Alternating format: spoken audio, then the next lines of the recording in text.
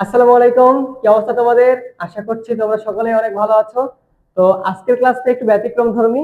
তো আমরা এইচএসসি 26 এর জন্য আমরা তাপগতিবিদ্যা সহ আরো যে অধ্যায়গুলো আছে আমাদের ফিজিক্সের ফার্স্ট পার্ট বা সেকেন্ড পার্ট, এগুলোতে আমরা সূত্র রিভিউ এর ক্লাস নিচ্ছি।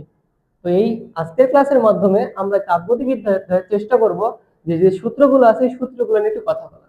এবং অনেকে এই যে এত বড় বড় চ্যাপ্টার, অনেক সূত্র, অনেকে ভয় করো।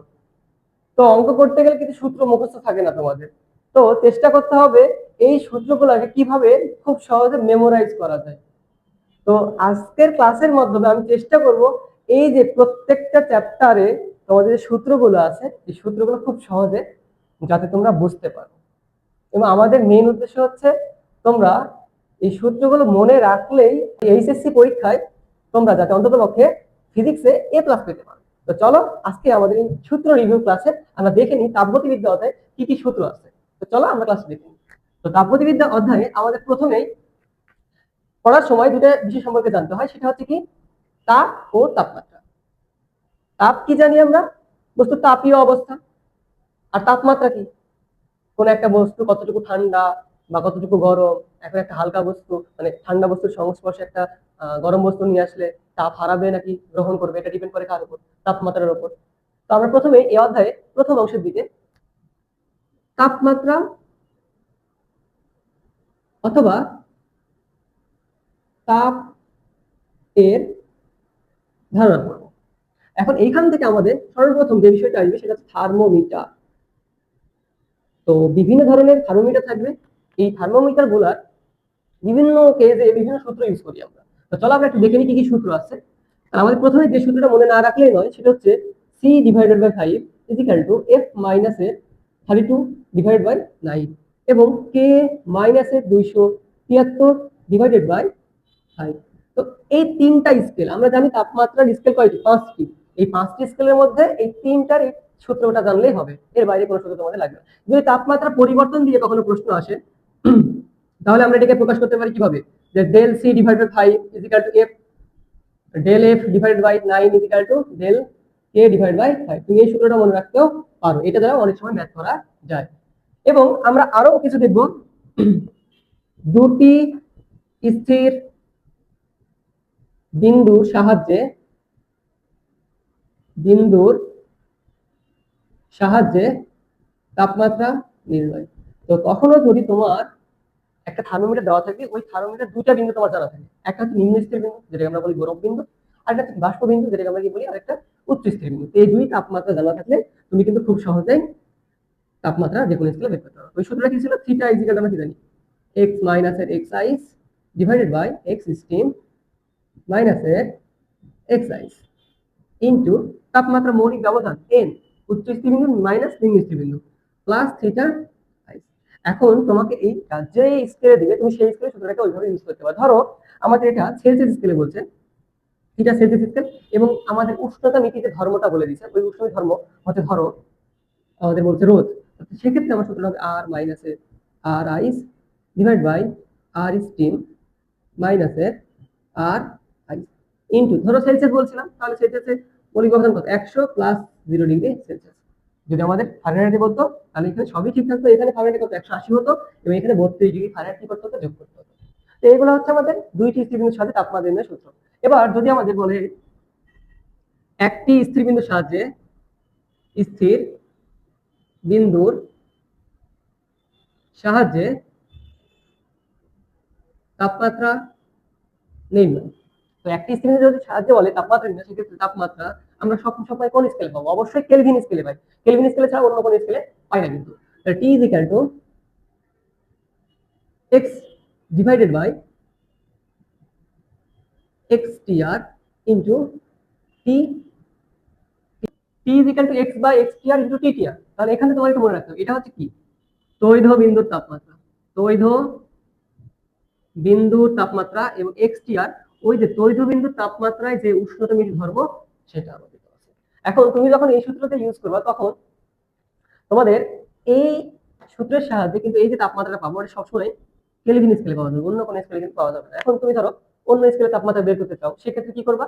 তাহলে এখান থেকে কেলভিন স্কেলে তাপমাত্রা বের করে নিবা, বের করে নিয়ে এই সূত্রের মাধ্যমে যে কোনো সূত্রে বসাই দিলা, তাহলে অন্য যে কোনো তুমি সেলসিয়াস স্কেল বা কেলভিন স্কেল বা হচ্ছে ফারেনহাইট স্কেল বা তাপমাত্রা বের করতে পারবা। বুঝতে পারছো? তো আচ্ছা, এবার আসো তাপগতিবিদ্যার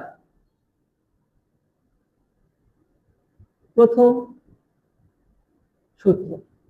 তাপগতিবিদ্যার প্রথম সূত্রের আগে কিন্তু শূন্যতম সূত্র ছিল। তাপগতিবিদ্যার প্রথম সূত্রের আগে কি ছিল? শূন্যতম সূত্রটাও ছিল। তো শূন্যতম সূত্রটা কিন্তু তোমাদের ক নম্বরের জন্য অনেক ইম্পর্টেন্ট। আমরা শূন্যতম সূত্র তো গাণিতিক রূপ না, এই জন্য আমরা আলোচনা করছি না। তাপগতিবিদ্যার প্রথম সূত্র কি বলছে? আমাদের দুইজন বিজ্ঞানীর বিবৃতি ছিল, একটা জুলের বিবৃতি ছিল। তাহলে আমাদের জুলের বিবৃতিটা কি ছিল? তখন কাজ সম্পূর্ণরূপে তাপে পরিণত হবে অথবা তাপ সম্পূর্ণরূপে কাজে রূপান্তরিত হবে, তখন কাজ ও তাপ পরস্পরে কি হবে? সমানুপাতিক। তাপকে যদি আমরা কি দ্বারা প্রকাশ করি সেক্ষেত্রে, যখন কাজ সম্পূর্ণরূপে তাপে পরিণত হচ্ছে অথবা তাপ সম্পূর্ণরূপে কাজে পরিণত হবে, তখন কাজ ও তাপ পরস্পর সমানুপাতিক হয়, এবং ওখান থেকে আমরা সমানুপাতিক চিহ্ন উঠে একটা ধ্রুবক পাই, কারণ ডাব্লিউ ইকুয়াল টু যে কিউ, এবং এই কিউ যে তাপটা ওটা অবশ্যই কেলভিন স্কেল। আর এখানে যে কাজটা পাবো ওটা কিসে পাবো? আমরা জুলে পাবো। এই জিনিসটা মাথায় রাখবো। এরপর আসো আমাদের ক্লসিয়াসের বিবৃতি। ক্লসিয়াসের বিবৃতি, তো বিজ্ঞানী ক্লসিয়াস কি বলছে? কোন একটা সিস্টেমে যখন তাপ সরবরাহ করা হবে, কোন একটা সিস্টেমে যখন আমরা তাপ কি করি? সরবরাহ করি, তখন এই তাপটা দুটো ভাগে ভাগ হয়ে যাবে। তাহলে আমরা যখন একটা সিস্টেমে তাপ সরবরাহ করছি, তখন ওই তাপটা কয়টা ভাগে ভাগ হয়ে যাচ্ছে? দুটো ভাগে ভাগ হবে। এখন এই যে তাপ, এই তাপটা দুটো কি কি ভাগে ভাগ হচ্ছে? একটা হচ্ছে কোন একটা গ্যাসের অভ্যন্তরীণ শক্তি বৃদ্ধি করবে, এবং বাকি অংশ কি করবে? বাহ্যিক কাজ সম্পাদনে ব্যয় হবে। তাহলে এখানে আমরা কি বলতে পারি? DQ is equal to DU plus DW. তাহলে এটাই হচ্ছে আমার তাপগতিবিদ্যার প্রথম সূত্রের কাঙ্ক্ষিত। তাহলে DQ is equal to DU plus DW. তাহলে ডিকিউটা কি ছিল? তাপ। ডিইউটা কি ছিল? অভ্যন্তরীণ শক্তি। এবং ডিডব্লিউটা কি ছিল? বাহ্যিক কাজ। এবং এই রাশিগুলো কখনো কখনো প্লাস হয়, কখনো কখনো মাইনাস হয়। তো এই প্লাস কখনো হবে, মাইনাস কখনো হবে, এই জিনিসটা আমাদের কি করতে হয়? মনে রাখতে হয়। তো ডিকিউ মানে তাপ। ধরো কোন একটা সিস্টেম যদি কি করে? তাপ গ্রহণ করে, তখন পজিটিভ হবে। তাপ যদি বর্জন করে, তাহলে নেগেটিভ হবে। অভ্যন্তরীণ শক্তি যদি বৃদ্ধি করা হয়, পজিটিভ হবে। অভ্যন্তরীণ শক্তি যদি আমরা কি করি? হ্রাস ঘটাই, তাহলে কি হবে? নেগেটিভ হবে। এবং ধরো সিস্টেম পরিবেশের উপর কাজ করছে, তখন পজিটিভ, অথবা পরিবেশ যদি সিস্টেমের উপর কাজ করে, তাহলে কি হবে? নেগেটিভ হবে। বুঝতে পারছো সবাই?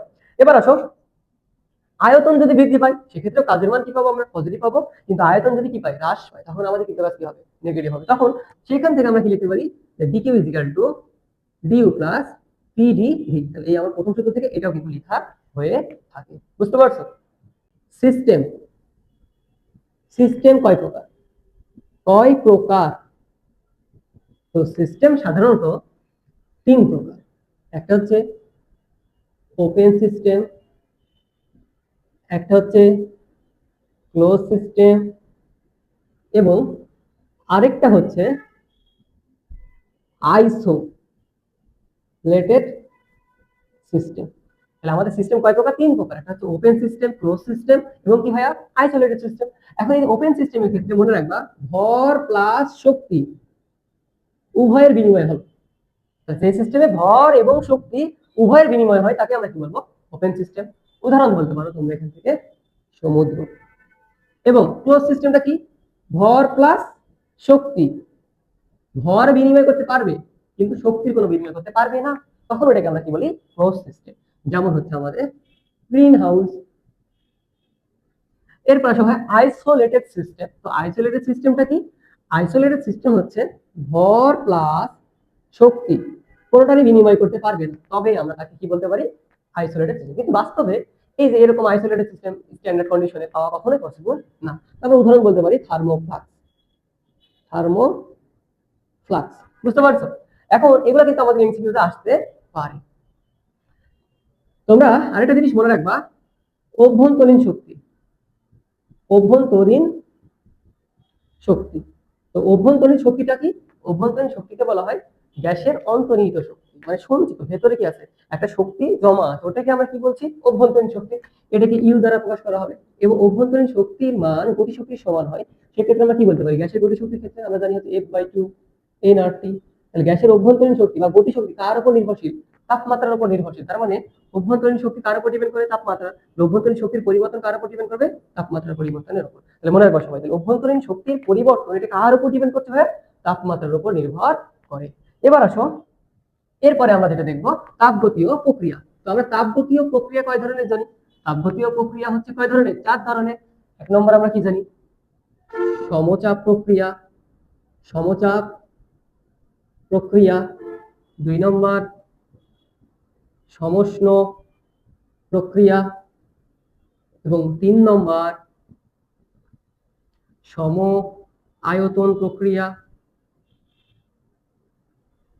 প্রক্রিয়া এবং 4 নম্বরে আসবে আমাদের রুদ্ধ তাপীয় প্রক্রিয়া। তাহলে এই যে আমাদের প্রক্রিয়া 4টা আসলে সমতাপকে আমরা বলি আইসোবারিক প্রসেস, সমষ্ণকে আমরা কি বলি? আইসোথার্মাল, সমায়তনকে আইসোকোরিক এবং রুদ্ধতাপীয় প্রক্রিয়াকে আমরা কি বলি? Adiabatic process. এখন সমচাপ প্রক্রিয়ায় পি কিন্তু কনস্ট্যান্ট হতে হবে, কনস্ট্যান্ট হতে হবে। সমচাপ প্রক্রিয়ায় কি কনস্ট্যান্ট হতে হবে? পি কনস্ট্যান্ট হতে হবে, কনস্ট্যান্ট। এবং সমষ্ণ প্রক্রিয়া কি? অবশ্যই তাপমাত্রাকে কনস্ট্যান্ট হতে হবে, সমায়তনকে ভি কনস্ট্যান্ট হতে হবে এবং আমাদের রুদ্ধতাপীয় প্রক্রিয়াকে কিউ কনস্ট্যান্ট হতে হবে। তাহলে এগুলো যদি কনস্ট্যান্ট থাকে তাহলে চেঞ্জ কার হবে মনে রাখবা। তাহলে এখানে আমার তাপমাত্রা পরিবর্তন কত পাবা? 0। তাপমাত্রা পরিবর্তন 0, ডিভি ইকুয়াল টু কত হবে? 0 হবে। ভি কনস্ট্যান্ট হলে ডিভি ইকুয়াল টু কত হয়? 0। কিউ কনস্ট্যান্ট হলে ডিভি ইকুয়াল টু কত হবে? 0 হবে। তাহলে এইটা আমাদের কিন্তু খুব সহজে মনে থাকবে। তাহলে এখানে তাপগতিবিদ্যার প্রথম সূত্রের রূপ কেমন হবে? তাহলে আমরা এখানে বলতে পারি DQ equal to DU plus EDV. আমাদের সমষ্ণ প্রক্রিয়া কি হবে? সমষ্ণ প্রক্রিয়া ডিইউ 0, তাহলে ডিকিউ ইকুয়াল টু ডিডব্লিউ। এগুলো খুব ইম্পর্টেন্ট সূত্র এগুলো। এবং আমাদের সমায়তন প্রক্রিয়া কি হবে? কৃতকাজ তো 0, আয়তনের পরিবর্তন যে 0 হয় আর ডিডব্লিউ ইকুয়াল টু কত হবে? 0। তাহলে আমরা এখান থেকে কি বলতে পারি? DQ equal to V U. এবং আমাদের বাকি আসবে হ্যাঁ রুদ্ধতাপীয় প্রসেস। তাহলে রুদ্ধতাপের ডিকিউ ইকুয়াল টু 0, তখন আমরা ডিডব্লিউ ইকুয়াল টু মাইনাস এর ডিইউ। এই কয়টা জিনিস আমাদের খুবই মনে রাখতে হবে। এবং এই যে 4টা প্রক্রিয়া আছে, এই 4টা প্রক্রিয়া কি কি সূত্র ইউজ করা হয়? তো মনে রাখবা সমচাপ প্রক্রিয়ার ক্ষেত্রে আমরা সবসময় চার্লসের সূত্র ইউজ করব। চার্লসের সূত্র ইউজ করব। তাহলে চার্লসের সূত্রটা কি হয়? যে ভি সমানুপাতিক টি। তাহলে V one by T one is equal to V two by V two. এবং আসলে সমষ্ণ প্রক্রিয়ায় সমষ্ণ প্রক্রিয়া কার সূত্র মেনে চলে? বয়েলের সূত্র মেনে চলবে, বয়েলের সূত্র মেনে চলে। তো বয়েলের সূত্রের ক্ষেত্রে আমরা কি জানি বলো তো ভাইয়া? বয়েলের সূত্রের ক্ষেত্রে আমরা কি জানি? যে ভি ব্যস্তানুপাতিক 1 বাই পি। তাহলে এখানে আমরা কি বলতে পারি? T one is equal to V two V two. এই সূত্রটা মেনে চলবে। সমায়তন প্রক্রিয়া চাপীয় সূত্র মেনে চলে। সমায়তন প্রক্রিয়া কোন সূত্র মেনে চলে? চাপীয় সূত্র মেনে চলে। চাপীয় সূত্রটা কি ছিল? পি সমানুপাতিক টি। তাহলে আমরা কি বলতে পারি? T one is equal to P two by P two. এবং আমাদের রুদ্ধতাপীয় প্রক্রিয়া আমরা কি জানি? P V to the power gamma is equal to constant হয়। এবং তিনটে সূত্র আছে, আমরা এভাবে মনে রাখতে পারি। P V to the power gamma is equal to, তাহলে P one V one to the power gamma is equal to P two V to the power gamma is equal to constant. তাহলে এখানে আমরা বলতে পারি এটা এটা সমান। এরপরে আসো, এরপরে আমাদের PV gamma minus 1 is equal to PV gamma minus 1। তাহলে এখানে টি1 ভি1 টি2 ভি2। এরপর আসো পিটিএস এর সম্পর্ক আছে একটা। পিটি কি? Gamma divide by 1 minus gamma is equal to T one is equal to P two gamma divide by 1 minus gamma. এখন দেখো এইখানে নতুন করে কিন্তু চলে আসছে গামা। এখন তুমি গামা সম্পর্কে কোনো কিছু জানো? তোমরা অলরেডি কিন্তু সেকেন্ড ইয়ারে পরীক্ষা দিবা, 26 পরীক্ষা দেখ, তাহলে তোমাদের অবশ্যই জানা আছে। তাহলে চলো আমরা একটু গামাটা দেখব। গামা দেখার আগে সমষ্ণ প্রক্রিয়া, রুদ্ধতাপীয় প্রক্রিয়া এবং সমচাপ প্রক্রিয়া কৃতকাজের সূত্রটা দেখে আসি। কৃতকাজ মনে রাখবো সমচাপের ক্ষেত্রে ডিডব্লিউ ইকুয়াল টু পিডিভি হবে। মানে কি? আয়তনের পরিবর্তনের সাথে আমাদের চাপকে গুণ করি, তাহলে আমরা কি পাবো? সমচাপ প্রক্রিয়ায় কৃতকাজ পাবো। সমষ্ণ প্রক্রিয়া কৃতকাজের সূত্র হচ্ছে W is equal to N R T ln V two by V one. যদি আমাদের চাপ দেওয়া না থাকে তাহলে এর পরিবর্তে আমরা কি লিখতে পারি? N R T ln T one by T two. এবং আসো রুদ্ধতাপীয় প্রক্রিয়া কৃতকাজ W is equal to N R divided by gamma minus 1 T one minus A T two, অথবা এন সিভি ডিটি। এই দুটো সূত্রের মধ্যে যে কোনোটা মনে রাখলে হবে। বুঝতে পারছো? সবার কি সূত্রগুলো মনে থাকবে? আশা করছি তোমরা সবাই এগুলো বুঝতে পেরেছো। চলো আমরা এবার গামা কই থেকে আসলে আমরা একটু গামাটাকে দেখবো। এই গামাটা আসলে কি? গামা হচ্ছে দুইটা জিনিসের অনুপাত। গামা কয়টা জিনিসের অনুপাত? দুইটা জিনিসের অনুপাত। কি কি? গামা হচ্ছে সিপি বাই সিভি, এই দুটো জিনিসের অনুপাত। এখন সিপি মানে কি? স্থির চাপে মোলার তাপ ধারণ ক্ষমতা, স্থির আয়তনে মোলার তাপ। এই দুইটার অনুপাতই হচ্ছে আমাদের কি ভাইয়া, গামা। এবং মনে রাখবা dq ইজিক্যাল টু du, যদি ভি কি হয়, কনস্ট্যান্ট হয়, তাই সেক্ষেত্রে du equal to N CV ডিটির সমান হবে। এবং এখান থেকে আরো কিছু সূত্র আছে, সিপি মাইনাসের CV is equal to R, CV is equal to R divide by gamma মাইনাসের 1। তাহলে এই যে সূত্রগুলো, এই সূত্রগুলো কিন্তু খুব ইম্পর্টেন্ট, তোমরা মনে রাখবে। এই যে অংশটা আমরা করালাম আজকে, এই অংশের মধ্যে থেকে এক সেট কিন্তু প্রশ্ন আসার মতো অংশ আছে, সেটা কি, সমষ্ণ প্রক্রিয়া এবং রুদ্রতাপী প্রক্রিয়া। এই সমষ্ণ প্রক্রিয়া এবং রুদ্রতাপ প্রক্রিয়ায় যে আমাদের এই যে সূত্রগুলো আছে এবং কৃতকাজ, সমষ্ণ রুদ্রতাপের যে কৃতকাজ, এখান থেকে কিন্তু অনেক প্রশ্ন আসে। এবং এখান থেকে একটা ম্যাজিক, সেটা হচ্ছে কি, যদি গ্রাফ হতে ম্যাচ আসে, গ্রাফ হতে কৃতকাজ নির্ণয় যদি আসে, তাহলে মনে রাখবা আয়তন অক্ষের সাথে, আয়তন অক্ষের সাথে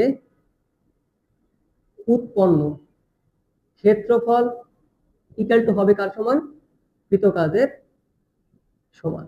বুঝতে পারছো? তাহলে গ্রাফটা কেমন থাকে, ধরো আমার এরকম থাকবে, এদিকে পি অক্ষ এদিকে ভি অক্ষ, ধরো এখানে একটা ক্ষেত্র তৈরি করছে, তাহলে এইখানে আমার এ থেকে শুরু হয়েছে, বি তে শেষ হয়েছে, তাহলে আমার এখান থেকে ভাইয়া বলো তো, তাহলে আমার এখানে আয়তন ছিল ভি ওয়ান, এখানে ভি টু, এদিকে চাপ বাড়ছে আস্তে আস্তে, তাহলে আমার এই যে গ্রাফটা এক্স অক্ষের সাথে যতটুকু ক্ষেত্র তৈরি করছে, তাহলে ক্ষেত্রের ক্ষেত্রফল হবে কি, মোট ক্ষেত্রফল। সেটা হইতে পারে বর্গ, সেটা হইতে পারে আয়তক্ষেত্র, সেটা হইতে পারে ট্রাপিজিয়াম। তাহলে এইভাবে আমরা খুব সহজে কিন্তু কৃতকাজের মানগুলা কি বের করতে পারি।